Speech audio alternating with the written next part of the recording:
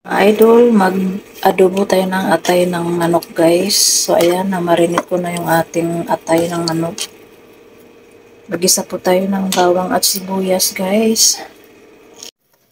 Ayan, maglagay na po tayo ng bawang guys, saka sibuyas.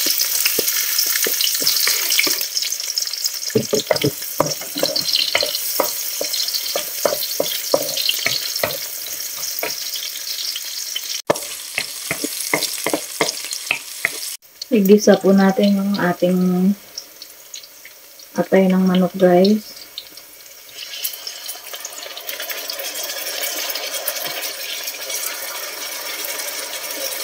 Slowly lang natin paglagay yung kanyang sauce.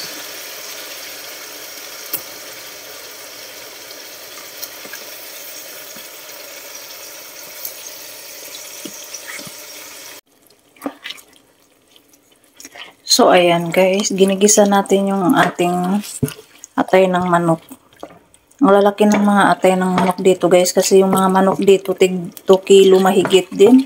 Sobrang malalaki din siya. Kaya yung atay nila malalaki din.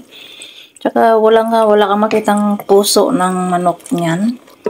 Diba? Pag bumili tayo minsan, may puso ng manok. Dito walang ganon, talagang atay lang.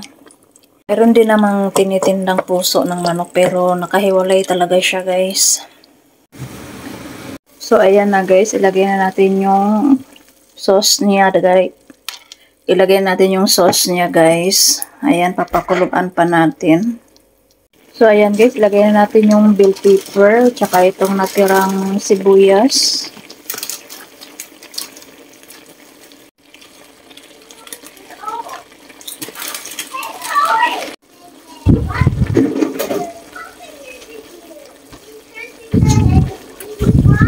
Ayan na po yung ating adobong atay guys.